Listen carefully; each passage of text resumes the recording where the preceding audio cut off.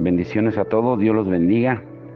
Bueno, yo espero de todo corazón que haya quedado muy claro acerca del perdón.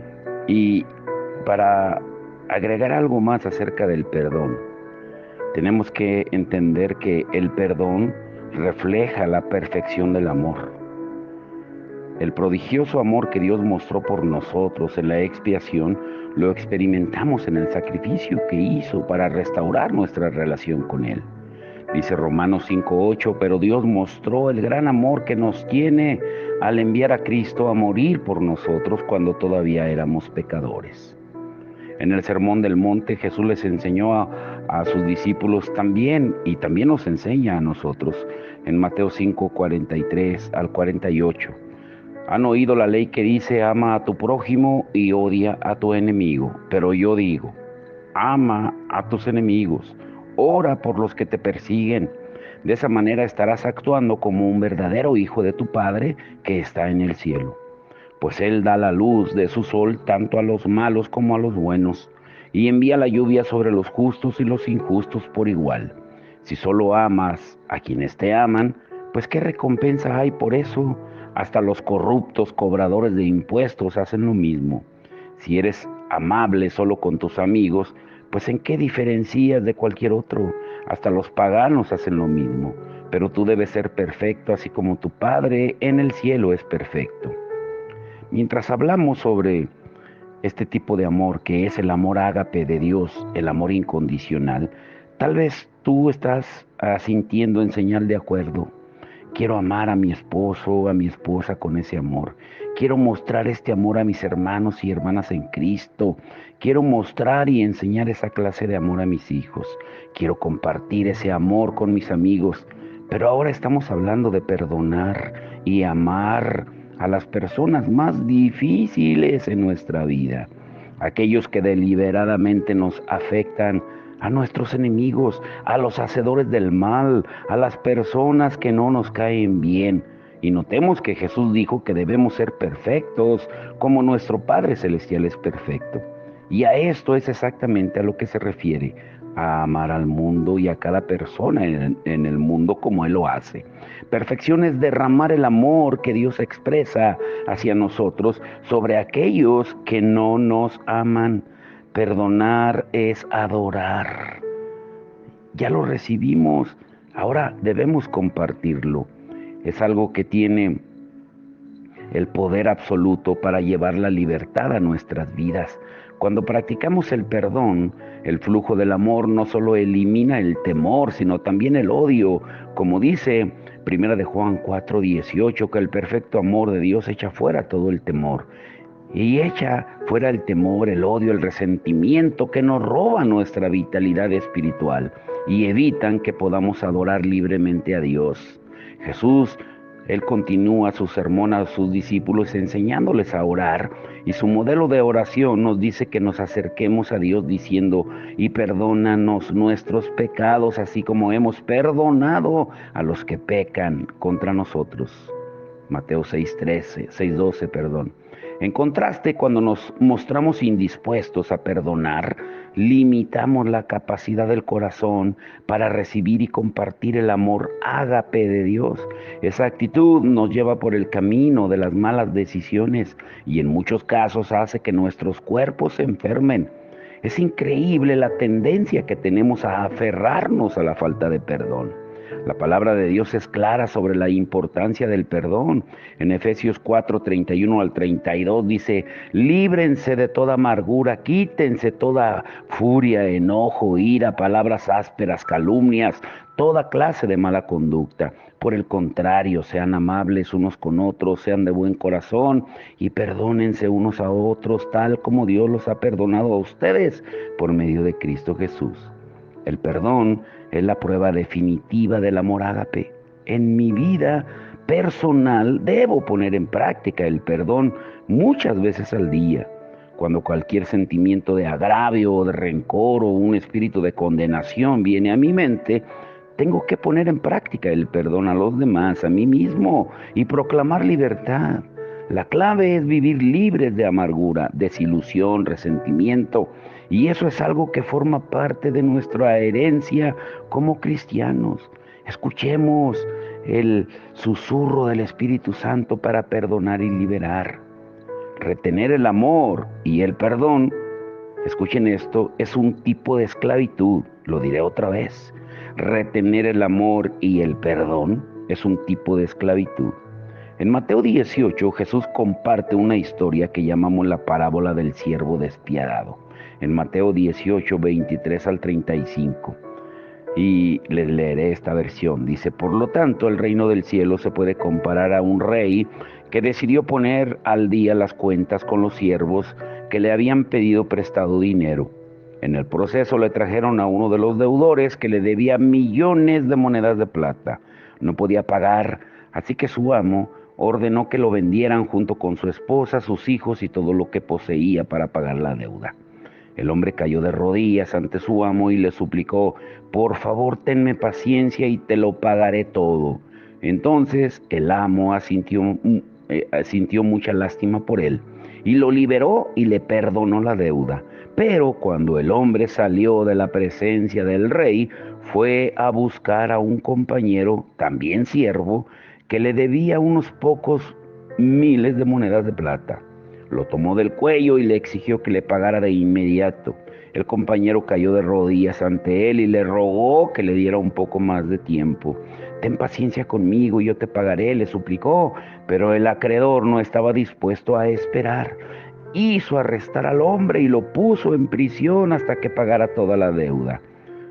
Cuando algunos de los otros siervos vieron eso, se disgustaron mucho y fueron ante el rey y le contaron todo lo que había sucedido. Entonces el rey llamó al hombre al que había perdonado y le dijo: siervo malvado, te perdoné esa tremenda deuda porque me lo rogaste. ¿No deberías haber tenido compasión de tu compañero, así como yo tuve compasión de ti? Entonces el rey, enojado, envió al hombre a la prisión para que lo torturaran hasta que pagara toda la deuda. Eso es lo que hará mi Padre Celestial a ustedes si se niegan a perdonar de corazón a sus hermanos. Mateo 18, 23 al 35. Es muy claro que el perdón es la máxima expresión del amor ágape de Dios y está en el centro de todo lo que se relaciona con Dios y de todo lo que la Biblia dice. Ahora te pregunto a ti, ¿estás luchando con el perdón? ¿O estamos luchando con el perdón? Dejemos que Dios hable a nuestros corazones y reflexionemos sobre lo que Dios ha hecho por nosotros. Escuchemos lo que Él nos dice. Imagina que dice o que te diga Dios algo como esto: cuando mi hijo murió en la cruz, pude demostrar la extensión de mi amor por ti. Ese es mi regalo más preciado para ti.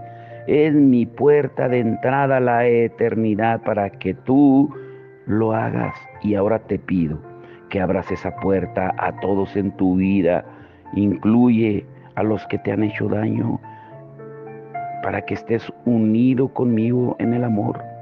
Guarda esto en tu corazón. Ahora te pregunto también, ¿estás guardando ira, amargura, odio a causa de los pecados que otros han cometido en tu contra? Pues con eso te estás encadenando a su pasado y a tu pasado también. No podemos abrazar el perdón de Dios si estamos ocupados en aferrarnos a las heridas del pasado y alimentando viejos rencores. El no perdonar dará lugar a una confusión emocional. Permaneceremos atados al acto pecaminoso que se cometió contra nosotros y no vamos a poder superarlo o liberarnos de ello y seguir adelante con nuestra vida hasta que perdonemos a quien nos ofendió y coloquemos las consecuencias de sus actos en manos de Dios para que Él se encargue. Las cosas malas que nos han hecho no se pueden cambiar, pero guardar rencor no nos ayuda en nada, ni afecta a la persona a quien le tenemos rencor. La otra persona pecó contra nosotros y siguió adelante con su vida, pero nosotros no vamos a poder olvidarlo y seguir adelante hasta que pongamos el asunto en manos de Dios y perdonemos. El perdón permite que nuestro corazón comience a sanar y muchas veces es un proceso lento, dependiendo si las emociones han sido guardadas durante muchos años. Recordemos que perdonar a alguien es demostrarle a la persona una misericordia que no merece, así como Dios al enviar a su Hijo a morir por nuestros pecados, nos dio una misericordia que no merecemos. Lo sorprendente es que cuando perdonamos a alguien, el amor de Dios florece dentro de nosotros. Es como si Dios tomara eso que alguien usó para hacernos daño y lo usara para fortalecernos, avivarnos y hacernos sentir más gozosos en su presencia. Es un milagro de la gracia. Si aún no sentimos la necesidad de perdonar, recordemos que el perdón no es una emoción, sino una decisión. Debemos elegir perdonar. Al hacerlo, cortamos los lazos con las heridas emocionales y comenzamos a sanar. El perdón nos libera de la esclavitud, del resentimiento y la amargura y nos da libertad y paz. Por eso, hoy roguemos para que podamos encontrar la libertad del perdón, de ese perdón, donde vemos tantos ejemplos en la Biblia, como José, que lo experimentó, lo cual le permitió reconciliarse con sus hermanos y ministrarles para su propio bien, para el bien de su familia, el bien de su pueblo y sobre todo para la gloria de Dios. Pero te pregunto, ¿estás tú reacio o estás experimentando el perdón en tu vida? Roguemos para que encontremos la libertad del perdón que el apóstol Pablo, que Saulo en su momento, aceptó con gratitud, convirtiéndolo de un asesino a un embajador de la reconciliación. Por eso adorar a Dios lo cambia todo, porque abre nuestro corazón y nuestra vida al flujo de la bondad, la misericordia, la gracia, el perdón de Dios y el amor ágape hacia todos los que nos rodean. Y eso nos lleva a la parte final de este estudio de Pablo, que ya van dos partes, y el día de hoy es adorar a Cristo. Es la razón de vivir de Pablo y debe de ser la nuestra. Y tiene que comenzar con lo que acabamos de mencionar, el perdón. Y escucha muy bien esto. La lucha espiritual no es una tarea asignada a los más fieles. Es una condición imprescindible en la proclamación del Evangelio. Y Pablo lo entendió muy bien. Por eso la razón de la vida de Pablo fue adorar a Cristo. Y adorar a Cristo significa servir a Cristo. El amor de Pablo por el Señor Jesús era total. Y Pablo vio a Jesús reflejado en el rostro de Esteban y encontró al mismo Señor en el camino de Damasco. Y su vida cambió para toda la eternidad. Y no podía ser de otra manera.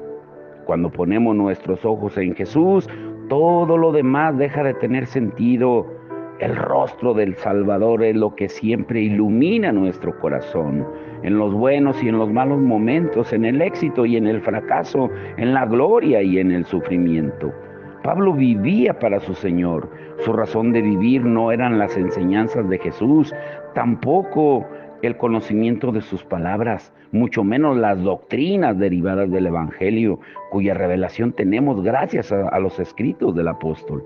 La razón de la vida de Pablo era Cristo mismo. De su encuentro cara a cara con Él, surgió una vida llena de gratitud desbordante, tanto que muchos llegaron a conocer al Señor por la proclamación del mensaje del Evangelio. Ellos vieron a Jesús en el rostro de Pablo, de la misma manera que Pablo había mirado en el rostro de Esteban y había encontrado algo más profundo.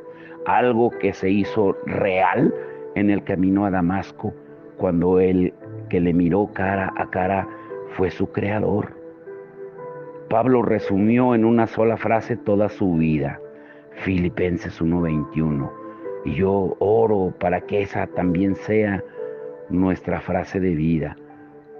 Para mí el vivir es Cristo y el morir es ganancia. Filipenses 1:21. La razón de la vida de Pablo no era la iglesia, No eran las doctrinas, no eran las enseñanzas, los creyentes, ni siquiera la evangelización. La única razón de vivir para Pablo era Cristo y solo Cristo. Llegar a esa sintonía perfecta con el Salvador y Señor es la clave, es la misma razón de la vida, es todo. ¿Mm? Por eso, grábate esto. El rostro del Salvador es lo que siempre ilumina nuestro corazón en los buenos y en los malos momentos. Es el camino que nosotros debemos seguir, la única y más profunda fuente de gozo en nuestra vida.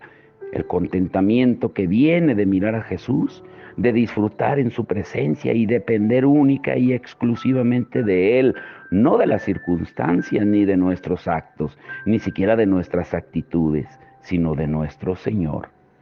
El ejemplo manifiesto del gozo del apóstol Pablo se encuentra en la carta a los Filipenses, escrita desde la misma cárcel y con un futuro sombrío y presuntamente inaceptable por delante. Quien había sido todo en la proclamación del Evangelio, ahora se encuentra atado y sin salida, inmovilizado hasta su propia muerte. Pero a pesar de todo, Pablo escribe las palabras más llenas de gozo que encontramos en el Nuevo Testamento. Y es obvio que con el paso de los años, el rostro de Cristo fue formándose más y más en el corazón de Pablo y en su vida entera. De ahí que ni las circunstancias, ni las personas, ni siquiera sus propios temores pudieron quitarle el gozo que Jesús ponía en su lugar. Si tú lees muy detalladamente la carta a los Filipenses, encontrarás cerca de 18 a 20 ocasiones, dependiendo de las traducciones, la palabra gozo. Pero es increíble que Pablo escribiera del gozo estando en una prisión, pero así lo hizo, porque para él Cristo era todo. Y como dice Hebreos 12:2, puestos los ojos en Jesús, el autor y consumador de la fe. Así lo estaba Pablo. Pablo resumió de la manera más sencilla y más clara posible el verdadero secreto del cristianismo. Y lo hizo no solo porque el Espíritu Santo le inspiró a hacerlo, sino también porque lo había aprendido en su propia vida. Mejor dicho, lo estaba disfrutando en su propia existencia. Y no podría ser otro que Gálatas 2:20. Con Cristo estoy juntamente crucificado, y ya no vivo yo, mas Cristo vive en mí.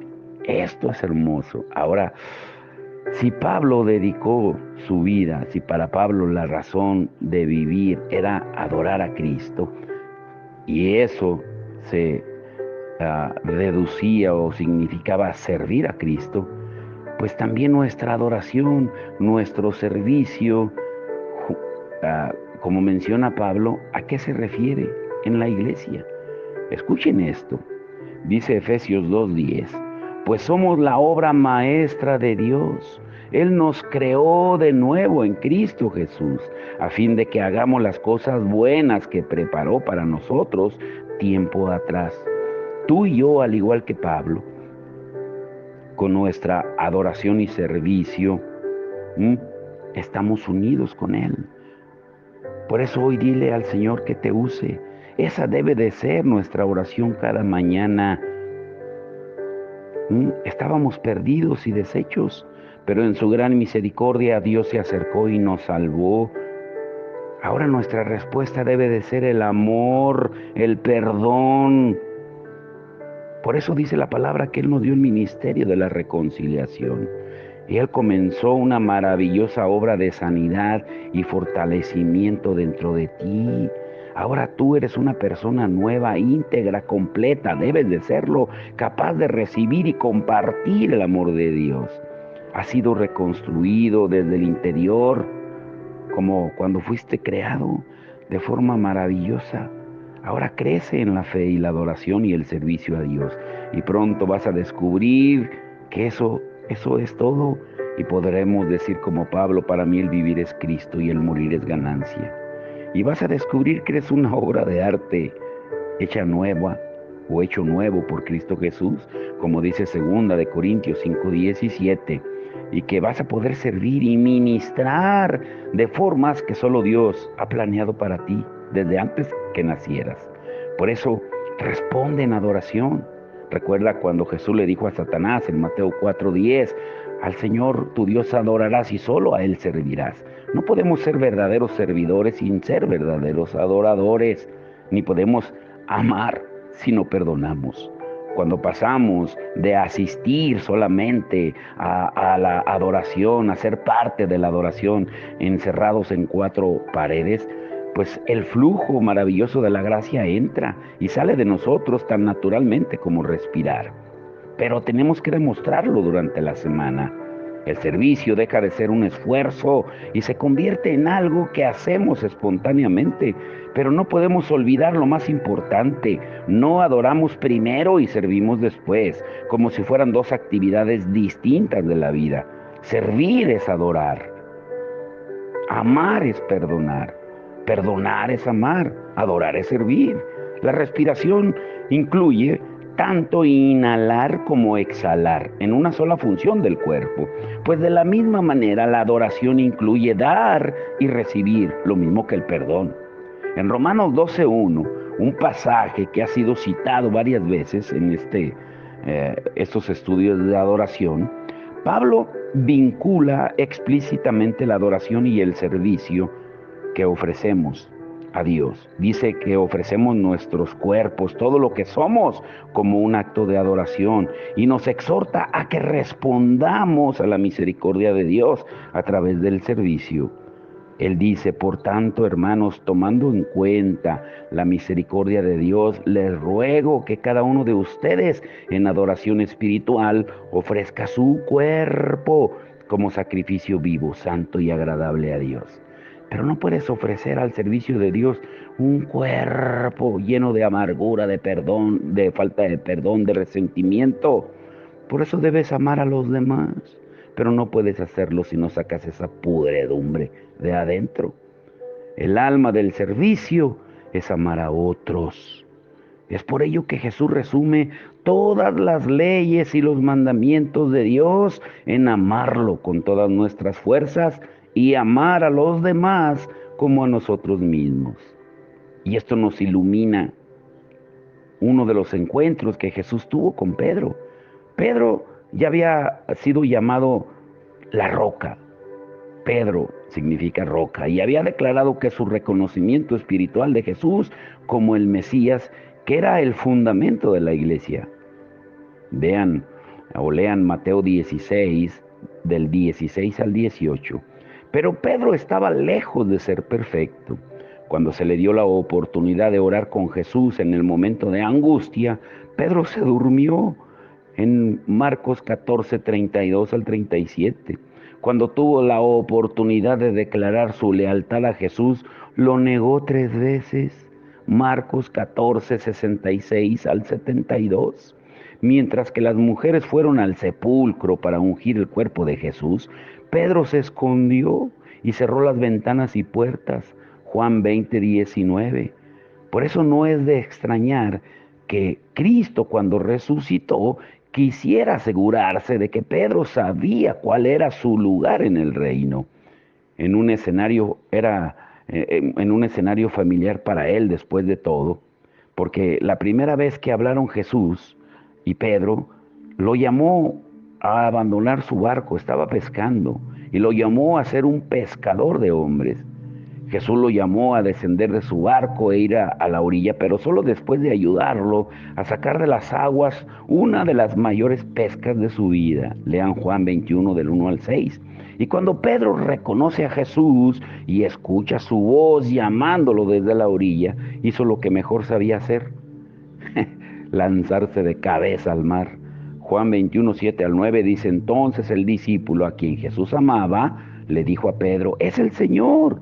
Y cuando Simón Pedro oyó que era el Señor, se puso la túnica porque se la había quitado para trabajar. Se tiró al agua y se dirigió hacia la orilla. Los otros se quedaron en la barca y arrastraron la pesada red llena de peces hasta la orilla, porque estaban solo a unos 90 metros de la playa. Y cuando llegaron encontraron el desayuno preparado para ellos, pescado a la brasa y pan. Después de que Jesús envía a Pedro de nuevo al barco para que ayude a los demás a sacar de las aguas la pesca milagrosa y de alimentar a Pedro y a los otros discípulos, Jesús llama a Pedro aparte para tener una conversación muy seria con él acerca del servicio y del amor. Y escucha esto, en Juan 21, 15 al 18. Después del desayuno, primero le dio de comer. Y si tú eres muy meticuloso y observador, te darás cuenta que es exactamente lo que Jesús nos enseña en el Padre Nuestro, en la oración modelo. Primero nos alimenta, danos hoy el pan nuestro de cada día, perdona nuestras ofensas y luego nos protege. Míralo, lo que dice Juan 21, 15 al 18. Después del desayuno, Jesús le preguntó a Simón Pedro: Simón, hijo de Juan, hijo de Jonás, ¿me amas más que estos? Sí, Señor, contestó Pedro. Tú sabes que te amo. Entonces alimenta a mis corderos, le dijo Jesús. Y Jesús repitió la misma pregunta: Simón, hijo de Jonás, ¿me amas? Sí, Señor, dijo Pedro. Tú sabes que te quiero. Entonces cuida de mis ovejas, dijo Jesús. Y le preguntó por tercera vez: Simón, ¿me amas? Y Pedro, esta versión me gusta porque dice: a Pedro le dolió que Jesús le dijera la tercera vez: ¿me amas? Y le contestó: Señor, tú sabes todo. Tú sabes que yo te amo. Y Jesús dijo entonces: alimenta a mis ovejas. Te digo la verdad, cuando eras joven podías hacer lo que querías. Te vestías tú mismo e ibas a donde querías ir. Sin embargo, cuando seas viejo, extenderás los brazos y otros te vestirán y te llevarán a donde no quieres ir. Pedro tuvo que enfrentar la realidad de sus fracasos. El costo de seguir a Jesús tenía que ser visto como lo que era, todo. Pero ¿por qué Jesús le preguntó 3 veces a Pedro si lo amaba? Escucha, con esto quiero ir concluyendo. Las 2 primeras veces Pedro respondió utilizando una palabra que podría traducirse como agradar. En otras palabras, pues te quiero como un buen amigo. Pero Jesús quería más. La tercera vez le preguntó a Pedro si lo amaba y él finalmente respondió con la palabra ágape. Te amo incondicionalmente, con todo, con lo que tengo y lo que soy. Jesús no necesitó volver a decir: cuida de mis ovejas. Y es que cuando amamos a nuestro Salvador sin condiciones, de todo corazón, con toda la honra y la adoración, Él sabe que cuidaremos de sus ovejas, sabe que serviremos a los demás como una parte de nuestra adoración. Por eso, adorar lo es todo.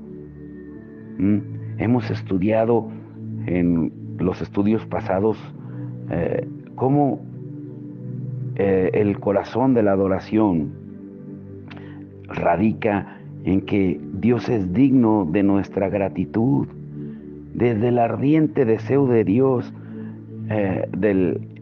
es de que nosotros tengamos una relación con Él, hasta nuestra afirmación de decirle: sí, Señor, sí, de su increíble amor por nosotros hasta nuestro enamoramiento con Él. Eso es lo que debemos de hacer todos los días. Pero así como servir es adorar, adorar es servir, perdonar es amar, amar es perdonar, pues lo que sigue es la exaltación del aliento del amor que Dios sopló en nosotros. O sea, esto significa que la adoración no solo lo cambia todo, sino que es todo lo que hacemos y somos. De alguna manera hemos aceptado la idea de que primero adoramos en la iglesia y luego servimos en el mundo, como si fueran actividades separadas. Pero escucha esto: para el cristiano, la adoración abarca la misma extensión de la vida.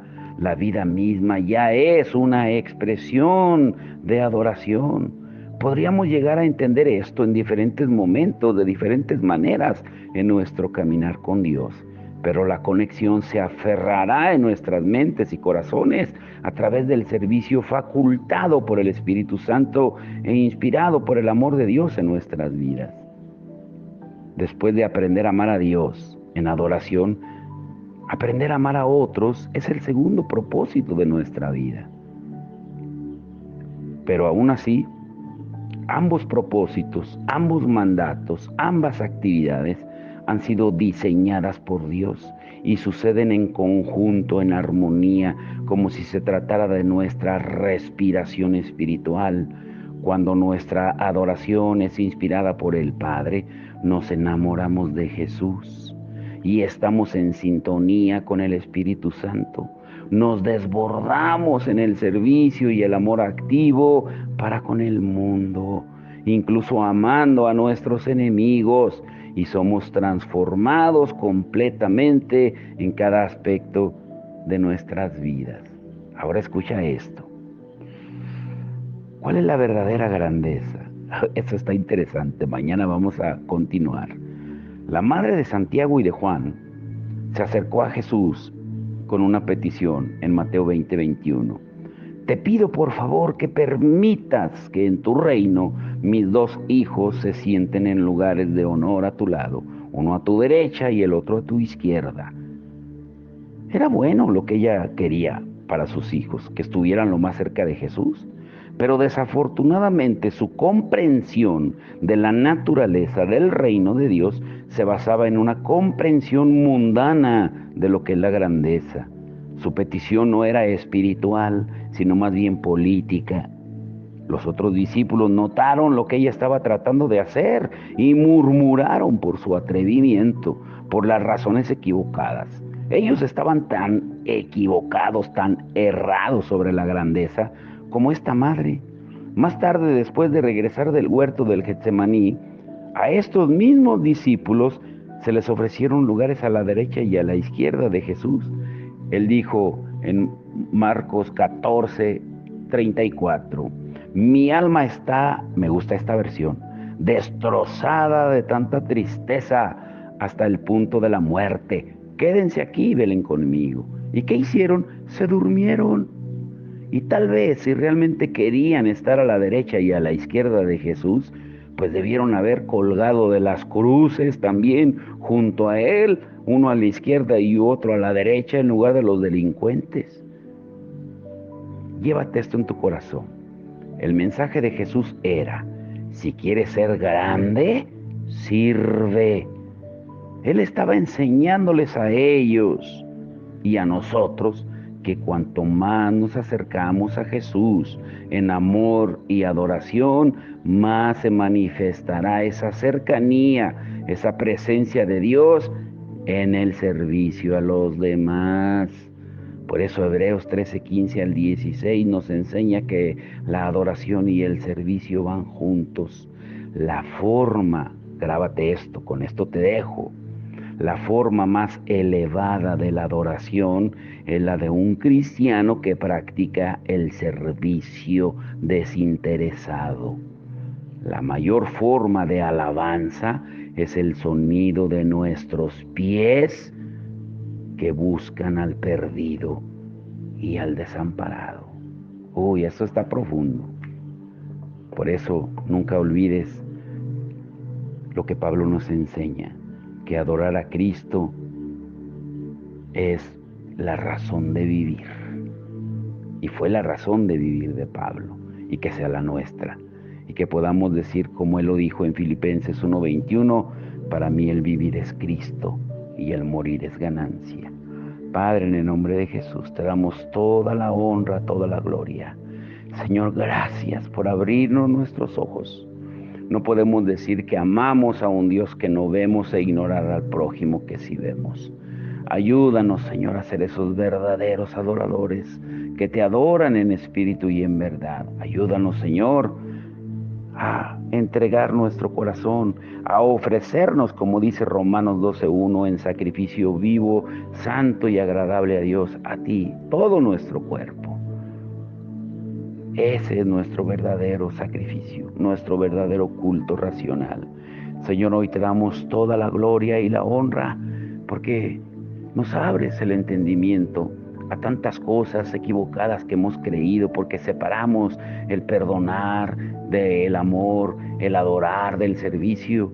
pero nos damos cuenta que todo va unido. No podemos amar sin perdonar, no podemos perdonar sin amar, no podemos adorar sin servir, no podemos servir sin adorar. Todo va unido como el respirar, como tú nos lo enseñaste hoy, Señor. Que podamos llevarlo a la práctica cada día, que seamos verdaderos adoradores sirviendo al prójimo, que de verdad reflejemos la luz tuya, como tú lo dices, que debemos ser la luz de la tierra y la sal de la tierra, donde la luz que reflejemos sea la tuya. Ayúdanos a entenderlo y llevarlo a la práctica. Te lo rogamos, Señor, en el nombre de Jesús, y que nuestra actitud sea la correcta, como lo veremos el día de mañana. Te lo rogamos en el nombre que es sobre todo nombre, el nombre de nuestro Señor Jesucristo, nuestro Señor y Salvador. Amén y amén.